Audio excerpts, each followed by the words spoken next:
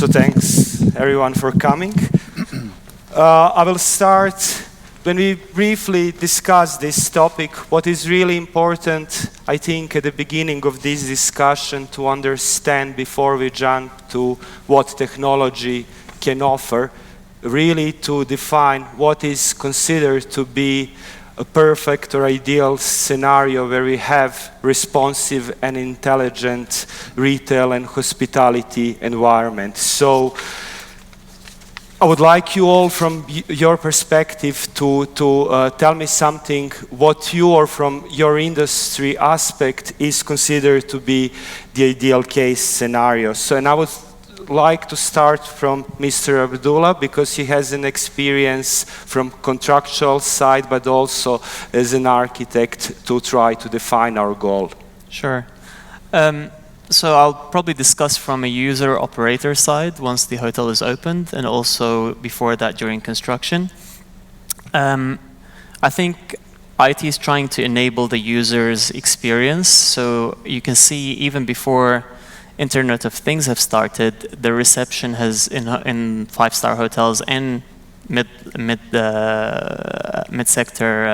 hotels have changed.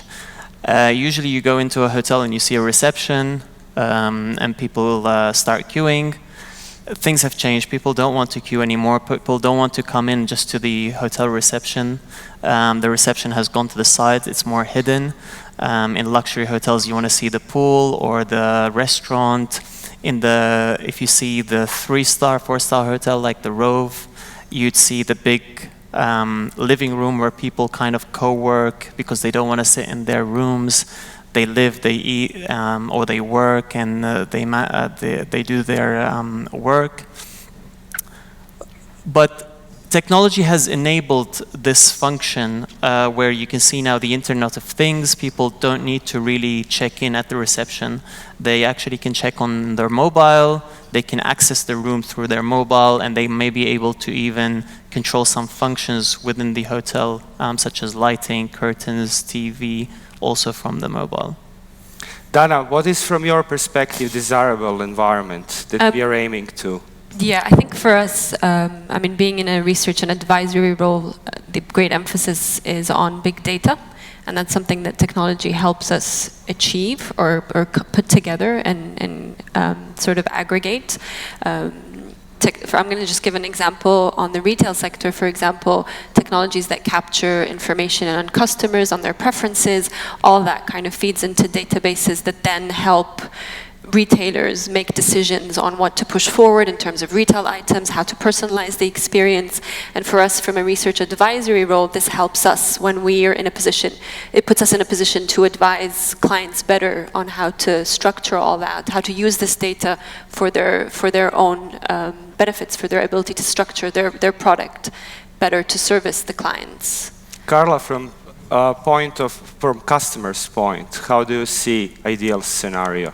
I think that anything, well, I mean, from a design and planning point of view, first we're dealing with the retailers and the actual brands themselves, and any technology that ties back to the brand story and customer journey that actually makes meaningful touch points is ideal. You know, so when I'm dealing with a customer or a client that is asking to integrate technology, it always has to resonate with the consumer that aligns with the strategic brand story that we're developing as well. You know, 20 years ago was enough to put up a TV screen and a retailer would claim that they've got, you know, technology ticked off. But today, it's more about these meaningful touch points. You know, people, funnily enough, from our own studies, people still want to deal with people sometimes. And there's some things that technology just can't replace. And also, you know, the upkeep of content on these screens and also, you know, any of these apps that we're developing that, you know, kind of integrate before the shopping experience even starts at the store, you know, in the brick and mortar space. These are all these challenges that are coming to head, obviously, but anytime that it's a meaningful engagement, you know, where I'm giving a consumer convenience, I'm making their shopping experience more pleasurable, it's the right thing to do. Thank you. And Warren, in terms of operational management. Yeah, from the landlord's perspective, it's all about enhancing the customer's experience. What we like to try and do is make it more personal. We need to engage. And if the technology can do that, then we're going to embrace it. And at the moment, it's working perfectly. And there's a lot more we can still do with it, which we will get onto with AI and other various aspects of technology.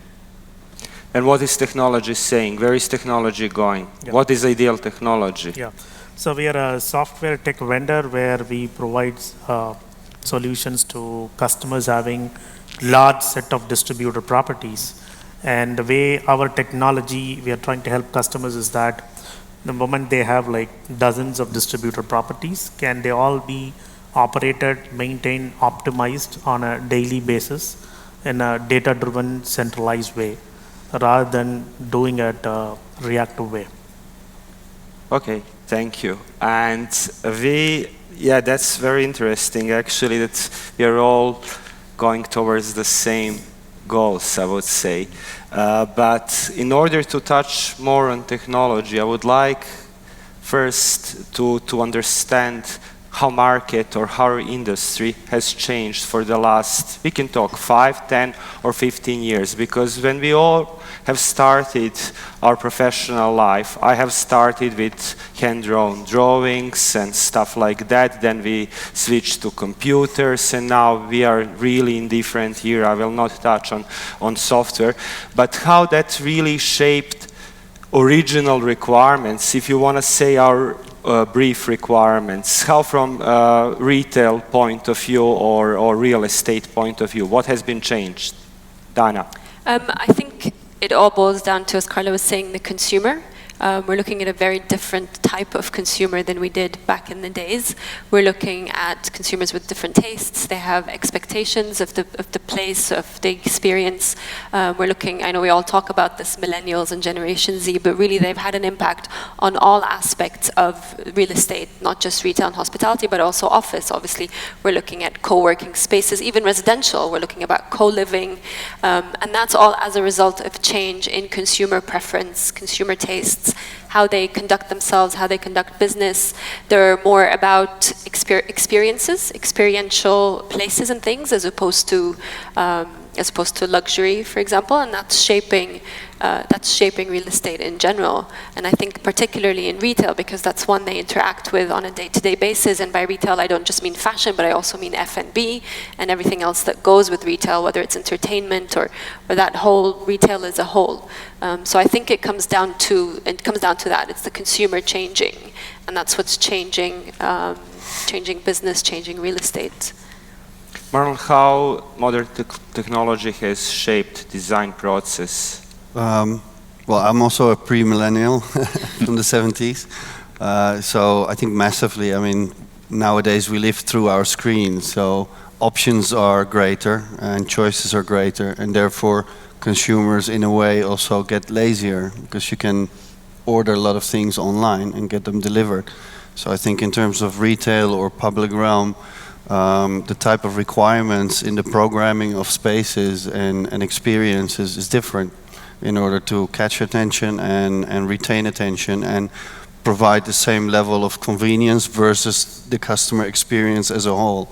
It becomes more a recreative experience combined to a functional one. So there are sort of different parameters that are now important for the customer and for the operators, I imagine, as well, in how we program a retail experience or the public realm, from my perspective as an urban planner as well. Abdullah, how has construction industry changed with technology? We're actually now piloting a new technology which we're finding to be very useful and beneficial. There's a device that you can give to the workers. They can either attach it to their helmet or to their belt. And there's a flow of information that goes back and forth. So with this information, you can attach it to the manpower histogram. So it shows the project manager, or it signals if there's any trade or floor or area that is under-resourced or over-resourced. Instead of the project manager or the construction manager having to kind of micromanage and go around, that gives us this kind of information. It also gives back information about the efficiency. How's our efficiency on higher floors, let's say on the 50, 60 floor, compared to the lower floors. And it also gives you notification if, let's say, your efficiency or productivity was more on a previous project and your productivity has gone down. It gives you an alert, and then the project manager can analyze what's going on. Is the storage area far away from the workers, or it may be the bathrooms are far away, so people are having to take long trips, or maybe the elevators are slow, and then they can fix the problem and increase productivity back again. Warren, you have been in the industry for such a number of years as director of retail and operations. How do you see this technology change from the ways when you have started doing your job and nowadays where all is software-based? In the old days, you were stuck in an office working behind a computer. You weren't able to visit the site as often, whereas nowadays, everything is done on the mobile device. I mean, I can manage a shopping center on a day-to-day basis of this. I can track behavior patterns, movements in the mall. I can have access to the retailers' financials, their performance. There's a lot of information that we have available now, and it's just how you utilize it. It makes us very proactive. And on the retailer side, the cell phones become extremely important nowadays. I mean, I think it's more than 50% of all online sales are done through the telephone, the cell phone, and it's increasing. You can purchase anything you want, but just by the touch of a finger, the touch of a button. There's so much choice out there. Those are the biggest changes.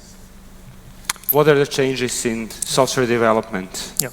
So more than software, so one major shift that has happened is because of everything is becoming experience driven, like what other panelists say, the operations and maintenance of these facilities. Earlier they were looked at, it could be outsourced to third-party vendors, and then it is typically forgotten. It's at a cost center at the back end. But now more and more, the whole operations maintenance is becoming like a core part of the brand. Because the owners and operators at the CIO level, CTO level, they want more control over how their facilities are being experienced by customer, rather than just outsourcing to somebody else and then staying quiet. So it doesn't mean that they are not outsourcing, but they are looking at technology to get better visibility of what is happening in their facilities in real time. Okay? And how are their facilities being maintained, and how it is being used, space utilization, comfort, safety of occupants. Even if they are outsourced to FM companies or OEMs, can technology help me as a CIO, CTO to know what is happening in my facilities and to control the experience of the customers? So that is one shift that is happening, where operations and maintenance is becoming more mainstream, is being seen as core part of the brand rather than a back-end operation. Yeah, it seems to me that we are already technologically heavy loaded, but I need to ask the question, what can we do more? How do you see that we can utilize technology more, and what are the next steps in order to get us to more responsive market, customer, construction, or software-wise environment? So I will start from Carla, for example. From an interior design point of view, what I'd love to see is more of let's say, a live source to materials in the construction world, of materials that are available locally. You know, when we're talking about sustainability and being able to make an impact from the interior design point of view, you know, often people, especially in this region, we have this discussion. We talk about LEEDs, we talk about being able to create environments that have sustainably sourced materials. But at the end of the day, you know, most of our materials still have to be shipped in from abroad. So being able to hook onto a system and having that live kind of sourcing and using technology to kind of tell us and inform the designers ahead of time, even while we're doing the design process, what's available to us here, what actually we can tap into, would be phenomenal. I know that from my customers' point of view, they'd love to see way more VR experiences presented to them. So I'm talking about really the design process before we even go to, you know, launching with consumers. But really, I mean, I was quite surprised in the last year and a half. For sure, we've been asked to present concepts in VR mode, which is then giving that customer from a design point of view, more access to understanding and engaging in the design and construction process. And that just throws in a whole different kind of a wrench to the process, because you now have someone who's not necessarily as informed as a professional, making decisions that are detrimental, let's say, to, you know, if you do have a goal of creating a sustainable space, or, you know, budget-conscious space. So there's a lot of things happening on both sides, but I chose to kind of stick to what's happening in the design process. Yeah, which is virtual reality, which is very interesting topic, but also it's something that shifted or changed our process of work, because again, I'm not very old, but 20 years ago, at the concept design stage, we would do pulpboard models in-house and then presentation models. So concept design, I'm just going forward with your material choices and stuff. There were no materials, or focus on customer experience was not existing. The focus of every design was on pure space journey, which I think is the right approach. Now, 20 years later, with virtual reality, 3D renderings being part of day one, we are, as designers, face with a very high expectations that in a real Middle East frame of 3 weeks, we are going to produce hyper-realistic virtual reality picture of the space. From my point of view, that bring us to really not favorable position, because design process requires a lot of time. So how we can improve or use software that we benefit to deliver what is expected from us to deliver? What do you think, Marlon? I think not just the VR part, but BIM, and now for landscape there's LIM coming. So smart objects that gather data for you, and an AI component that allows you to write scenarios, to look into the future. It's not just the real life, real time aspect of being able to walk in a space with VR glasses and program that space.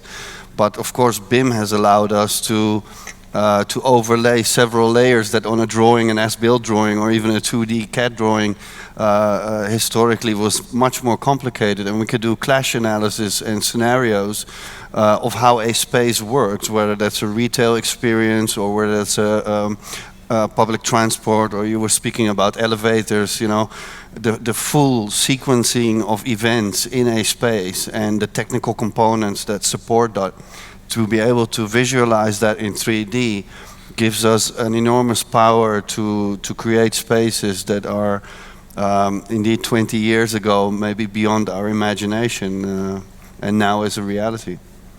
Yeah, for sure, but I'm still not fully convinced, because more software and more technology obviously requires sometimes most time consumption at the front-end design processes. I don't actually disagree with the rest of the process. So, and my ideal scenario would be when we move towards construction from design, that we have fully utilized BIM software for sure, and I think for me that's the future. In 5 years' time, if we resolve contractual issues, how we are going to issue contractually BIM model without single drawing, I think that's the aim.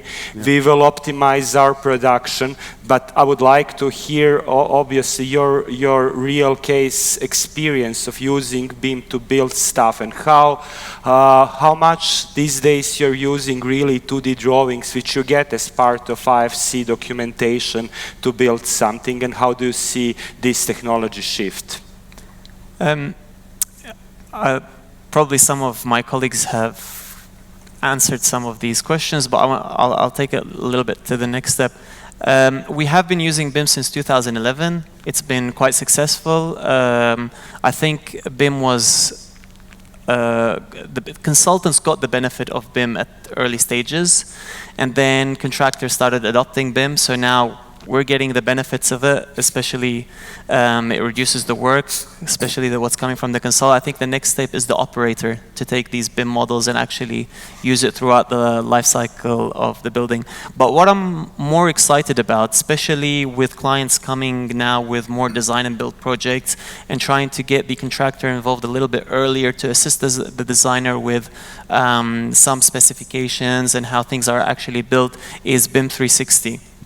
Which is something that we've just started to use, and we found it very useful from a contractual point of view, because we've got about 125 engineers working in basically the hub, but then you've got people on the site. So the coordination between internally, but also with the consultant, with the client, locally, with the project manager, through BIM 360, which is not a design software, it's more of a kind of like an Aquinix enables BIM. I find that it really also helps with the design and build process, or client requirements of developing projects that way, or getting the contractor early on and making sure there's more collaboration between all stakeholders. I think that's great to hear, because I believe in design and build. Although in the UK I'm partly trained that design and build really can be discussed in terms of quality. However, I think if the entire requirements are set up properly, and especially on very challenging market like Middle East market, quite often that's the right way to deliver things on required short time frames. Yeah. But in terms of operational management, I'm sure you're using most of these facilities, but how do you see? I know that one of the biggest advantages of BIM is really to use it during maintenance of the building, so you covered all your systems and stuff. How that works in reality, and how do you see future of technology that you're going to adopt? Well, firstly, unfortunately, I'm not on the technical side, so on the operational side, that will be handled by our facilities management. We would go through the process of going through the tendering process, getting the best that's available, and making sure that technology is up to scratch. But from our side, on the landlord side, the physical side, there's two aspects. You've got the technology, and you've got the physical, actual shopping center. And that part you've got to get correct first. And what's happening at the moment with that part is that the whole retail mix is changing. It's all becoming experiential retail. So what landlords are having to do is we're having to reassess and readapt our retail mix to cater for more F&B and more entertainment. Because the idea is, well, firstly, there's a lot of competition, and we have a massive oversupply, and we've got to be able to convince the customer to drive past one shopping center to go to yours to spend their hard-earned money. And that's becoming the biggest challenge. Whereas with technology and AI, it can help us build insights on our customer profiles. It can make it more personal. We can send you a promotional and marketing communication tailor-made to you. So you're feeling more engaged and feeling more, what's the word, like it's becoming your community more, that you would drive past one more to get to ours, for example. That's how we're using it, and that's how we want to use it. And I think, I think especially with the type of malls that we see in the region, the super regional, large malls, I mean, take Dubai Mall, for example, it's a great experience, but for local residents, it's quite a nightmare to go to. You want to go to that place that's going to give you that personal experience. They know what you want. They know what you're looking for. You're in and out. And I think we're moving more towards that model as opposed to, here's a big center that caters to everyone and everything. But that's actually quite interesting, because in your sector, I would like actually to understand what's happening. Again, everyone can talk only from its own experience. From my own experience, I know when we finished from in my previous life, as I like to say, some of the projects in the region, we were sending data analysts from design consultancy to see how sustainable targets have been reached in terms of temperature, comfort, in order to ensure, for example, if we have designed a very narrow street of 6 or 7 meters to reduce heat, solar gain and stuff, have we reached these targets? And by not reaching or semi-reaching it, we were trying to filter that information in really early stages of projects, like how we are going to design, don't do it. We tried, that works partially, but what have we discovered in other cases? In other words, because you are on front end or back end of real estate market, maybe it's better defined, how the data collection or data input and the entire data science, which is modern age science, works and can contribute to the industry. Do we really have real statistics of what you described previously? Yeah, and this is actually, I wanted to take this to a step back and start with, I think the most important element here is education. We work quite closely with, both the public and the private sector, who see technology as a nice to have. They don't really understand why it's important. It's just something nice to have because it's going to promote their retail center or their hotel or their assets, and we just want it in there, and we want it done in 3 weeks. We want a feasibility on it in 3 weeks, and you're kind of like, it's a lot more than that. It's a lot more. So I think this is the first step before you even go into the design phase or anything. It's the education. It's explaining why these things are important. Yes, it's a nice to have, but also it's gonna improve the efficiency of your mall, whether it's performance measuring technologies that you're using. If it's technology you're using on the leasing side, it's about collecting all your lease informations. That's gonna, we're gonna be able to benchmark your retail units compared to other retail centers. Even things like, again, like obviously technology and collecting data on your customers and your consumers, but how all of that comes together to improve the performance of your mall as an asset and makes it more desirable for investors and for retailers, etc. So it's a very long process, and it's, again, starts with education, we feel, and this is one of the biggest challenges. It's a nice to have, but without really understanding the value or where do we use it appropriately. It's not, oh, let's just put all the technologies into one place. It's try and understand what your goal is. Do you want to improve the performance of your building? Because those are a separate set of technologies. Do you want to increase the value of your asset because you potentially want to sell it? That's a different set of technology to be employed. So it's communicating and trying to understand from the client what it is they're after. And again, it's not a 3-week process. I think we're really part of a transitional generation in that sense. Our children are way smarter than we are because they're born in this universe. Yeah. So I think all the, it's from Dutch translation, we say the children disease or the growing pains, if you will, are what's happening now. And the actual application of new technology is so fast that it's really hard to keep up and really grasp it. And obviously tech companies are very selfish and commercial in that way, but the more sort of communal application of the same tech in a non-commercial way, that's still a whole new level that still needs to be applied, I think. But when are we going to utilize that as design brief? So really to use the data and everything which is available to allow us, I think your goals are very well defined, but from client experience, I would say yes, you want great value for money, you have great experience because this is desirable. As an architect, obviously you want to have a human space. So you want to we all want to tick all the boxes, but also you want to have it on budget and rationally designed. And I think the key is how we can get and use really technology to extract what is our common knowledge, and we all have knowledge on this stage, and how we can instantly use that and apply it when it's needed. Absolutely. What is the database? Are there any software available which will give us statistics? What will happen with sustainability and stuff that you're working with? Is there any software that can help us? What is future of technology? Yeah, so if you look at tech real estate today, the individual techs are matured, meaning in terms of people counting, sensors, controls, automation, BIMs. Individually they have matured a lot, but now your multifold value from tech is going to come when you actually orchestrate all of these and then take value by integrating all of these. Okay, so for example, if you take a Uber or a food delivery, the value comes from how do you connect the driver to the person who wants the ride. How do you learn that, what is the demand in that? so that you are actually creating value for both parties. Same is the case with e-commerce. So they connected the buyers and the sellers. Okay? So in real estate now we are sitting on a lot of technological silos, individually brilliant, but if you look at, if you want to tie all of these to two things, one is customer experience, next one is you want to reduce your operational cost. Okay?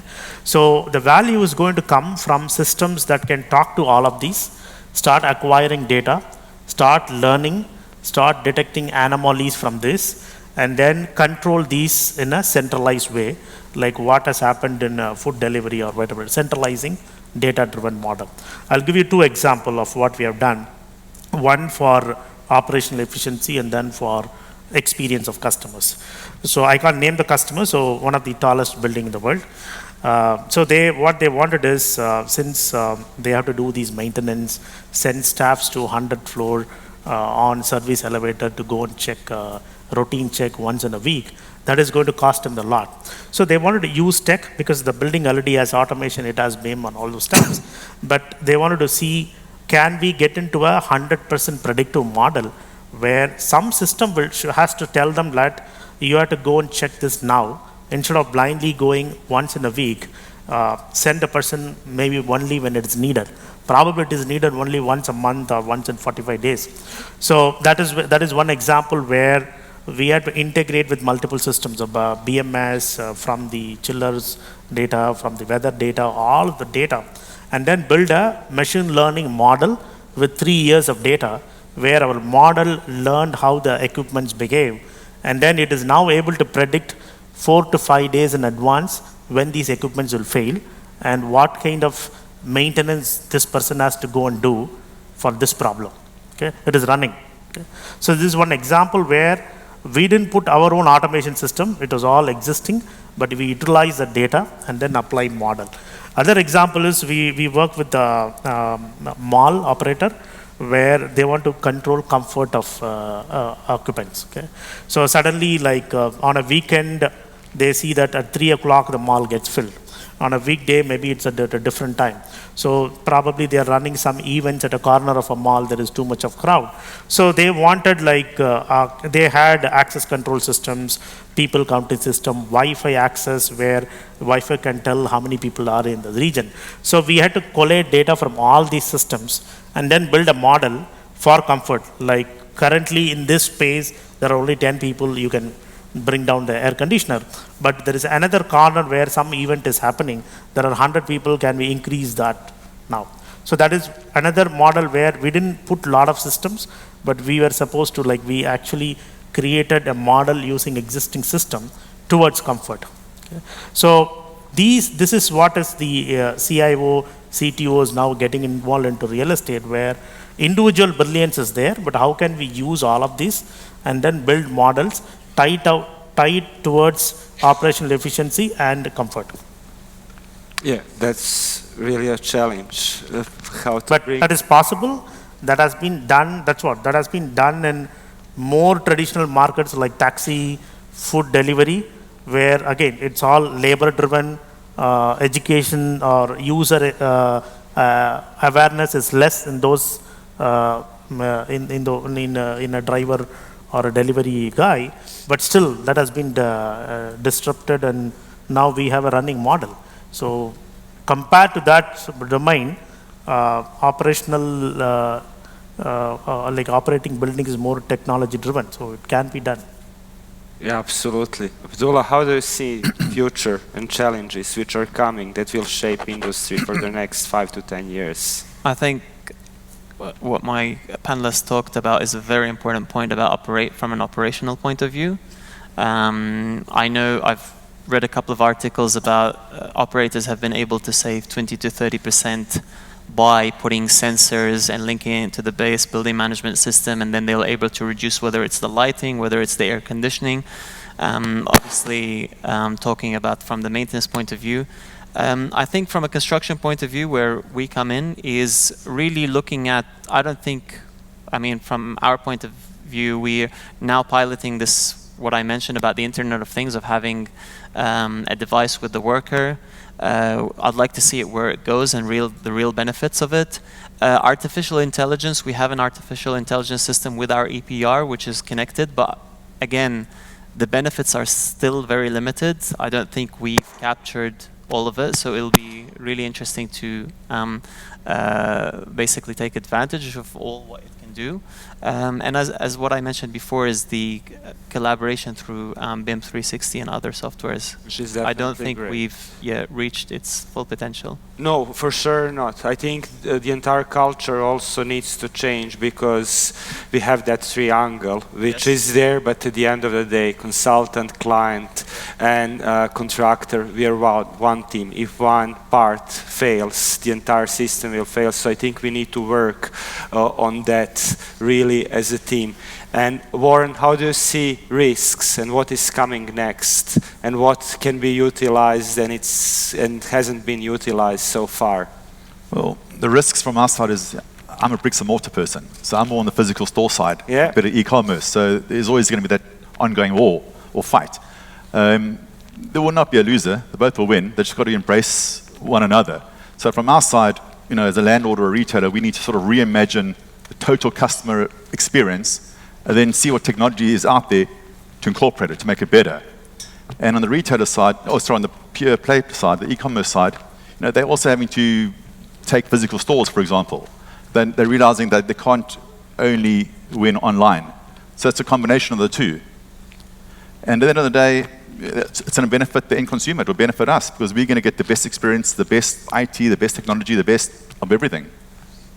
Yeah, but that's actually interesting point also, which is shaping the entire physical experience, which is what is happening with online shopping. So nowadays we are in competition, or retail is in competition with online shopping. So what is real estate market saying? How do we change our requirements, and how do you see what is happening next? No, I completely agree. It's not to say that the brick and mortar is going to become obsolete. I think this is where this idea of omni-channel retailing comes in. So it's not just a linear path from the store to the consumer. You're having logistics starting to get involved, distribution centers, warehouses, in addition to technologies like click and collect and e-commerce all coming together. And again, particularly in this part of the world, in the region where, as I mentioned before, going to the mall is an experience. People go there for fun. Yeah, of course. So it's not going to die. It's still going to be there, but it's just how do you bring in more to capture that footfall, as opposed to I'm just going to come and eat and leave. Actually, I'm going to come eat and go see that store that has this new technology, or that store. So it's the interplay of all of these elements together to create a consumer experience. And we will finish with designers, of course. And from design perspective, what do you see? How is that going to evolve? It's really amazing because when they're talking about consumer experience, just the cultural differences between what's going on in North America and across Europe versus what happens here in the Middle East is phenomenal, because technology really is a tool that helps people make quick, convenient choices in the retail and also in the hospitality realm in other parts of the world. But as long as we have the climate conditions that we have here, the retail spaces are going to have to entertain us. And so I think that also what we're noticing is from the client point of view, operationally, they actually look at technology as a hindrance to them. Nobody, in terms of homegrown brands and smaller brands that we're working with, I'm not talking about the big brands out there that can afford to actually adapt these technologies and make experiences really engaging and have an impact. But the smaller homegrown brands, they just don't have the budgets to integrate technology as of yet. And honestly, I haven't, in 13 years that I've lived here, not really seen a shift in how I design a retail space from a smaller store perspective. When we get to hypermarkets and we get to department stores, it's a different conversation, because then we're engaging with social media and handheld devices, and we're talking about different things and how to make that shopping experience convenient, yes. But again, when you get to the smaller retailer, whether it's fashion, even on the food and beverage side, people are not really embracing it. And I think that that's really a cost. We try from a design perspective, we really go out there. I mean, it's exciting for us to go out there and learn about new technologies and propose them when we think that it would be beneficial for a brand. But I'm not seeing yes, you know, coming from the client side. So what I'm hoping for is a little bit more of what Dana was talking about, that education of how it can help. We're seeing costs come down a little bit, but not really to that attainable level. So I hate to be the devil's advocate and say that it's just not progressing as much as I would like it to. You know, the same things that I was talking about in 2003 with supermarkets are the same things that are only coming out now. You know, like scanning devices on your shopping carts. Carrefour just recently launched that. That was being discussed in North America in 2003. Really, where's the big shift, this big store of the future shift? I'm not so sure it's happening yet. And I think, sorry, just to add, it's interesting that you talk about the cultural differences or country differences, because even within the region, I mean, we say here, and I think we're quite biased. We're talking with Dubai in the back of our head, and Dubai is a global retail leader, so it's quite, but if you look at the smaller markets, so just Abu Dhabi, which is next door, or Saudi, which is obviously just opening up, there's a huge potential, but again, they're way behind, so it's going to take them some more time to come to this stage, as you're saying. So you're saying you started this conversation in 2003 and you're just seeing it happening now, maybe in Dubai. Yeah. But I think in places like Saudi, which obviously has a huge potential, and they're just starting, it might take even more time to start coming in. And this is where one of the challenges I want to add to, in addition to just see technology more as a nice to have, one of the challenges, how do businesses keep up their strategies and their visions with the pace of change? And again, I mean, I look at the Saudi example, and great things are happening and will continue to happen there. And I feel like they're in a position where they can kind of structure their strategies around these technologies a lot more than what Dubai has done, because it's quite established already. So there's always opportunities and challenges which you kind of need to navigate your way around. And it's content as well, like what she's talking about. Look, at the end of the day, I can provide you with a screen, I can give you an app, but as long as human beings are responsible for creating the content that goes behind that, honestly, my clients can't keep up. And nobody could have imagined how social media was just going to blow up. And the fact that we can all afford this personal handheld device and this accessibility to social media and all of this, it really does have an impact on what I'm doing when I'm designing a space, a brick and mortar space. It really does. I could have never imagined that graduating from university all those years ago. That's a big shock for sure. But yeah, content creation, we can't keep up. You know, it's really on the marketing side as well. It's just really difficult, and I feel like that consumption, it's almost becoming a monster. You know, so it's balancing that out with spaces and interior design that are engaging on a tactile, you know, multi-sensory level, because at the end of the day, people always describe their best experiences when they're talking about what they touched, smelled, could hear physically, you know, and those are the things that you hear about in the newspapers when Bounce launched with their big trampoline space, or the gyms that are doing really cool things. People are talking about what they can physically do with their body, you know, because it's a getaway from the phone. A lot of people are looking at this as also a trap. So technology is also a trap in some ways. So, yeah. It's a means to an end. It's not the ultimate goal. Yes, absolutely. Yeah. It needs thoughtful application for sure. And I think this conversation was really interesting in order to discover different approaches. And I think more of those would definitely help to improve our building environment in a case. So thank you very much for attending.